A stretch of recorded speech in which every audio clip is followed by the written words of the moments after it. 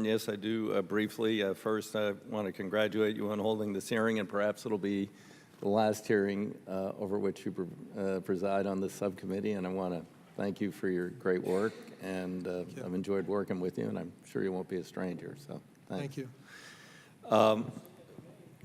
What's that? Well, you're not leaving, as far as I know, Sam, unless we've come up with a candidate in your district.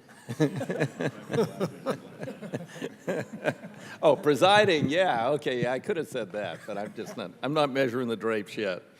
So anyway, this is a really important hearing. I mean, it's mind-boggling to read about, what Uber's anticipating, what Joby is far along in developing in terms of new forms of transport, which could help solve congestion. Yesterday we held a hearing on technology, and there are things which can mitigate ground congestion, but they aren't ultimately going to resolve it. And as we continue to grow in population and density, we'll be back at this point 10 or 15 years from now, even if the technology can mitigate the ground congestion. So new solutions are warranted, and there's certainly a lot of potential in what we'll hear today. The key thing will be the safe integration into the existing controlled and uncontrolled airspace.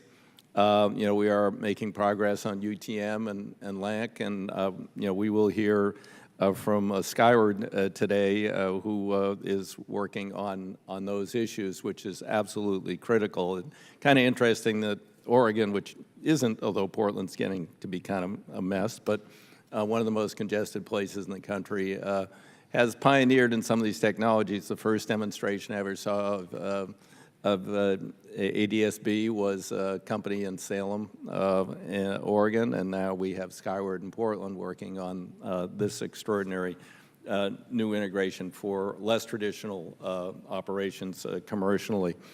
And I can't help but to again make a point that the key thing, and we'll hear from the FAA today here, is that we need to be able to regulate so-called model aircraft.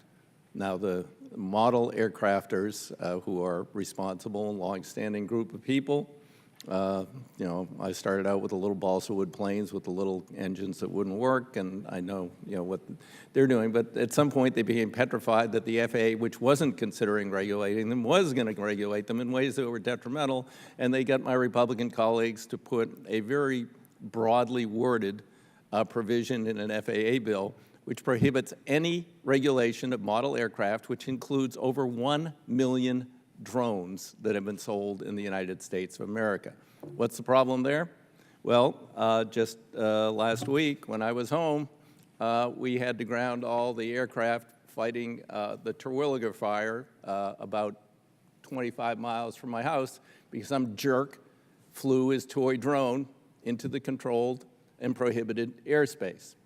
The sheriff said, we don't know who the person is or where it came from. We can't do anything about it. So even though we've upped the fines, doesn't matter. I got a provision in the FAA bill that came out of the House that would allow reasonable regulation and operator identification of these drones. It's critical that we take that step. There's a competing amendment that won't get the job done, put in by the Chinese toy manufacturers. So I would hope that Congress in its wisdom decides that we're going to go down the path of sanity here and allow real regulation, real identification, and not have to wait until we go back 20, 25 years ago when we used to call the FAA they said they had a tombstone mentality. They investigated and fixed things after we lost a passenger aircraft. We don't want to go back to those days, but that's going to happen with one of these drones being illegally and improperly operated, whether it's maliciously or someone who's just a jerk.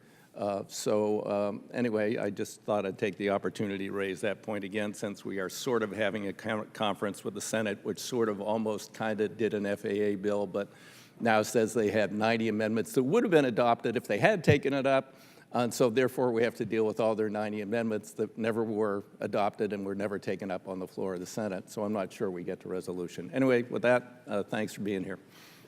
Okay, thank you, Peter. I'd like to now welcome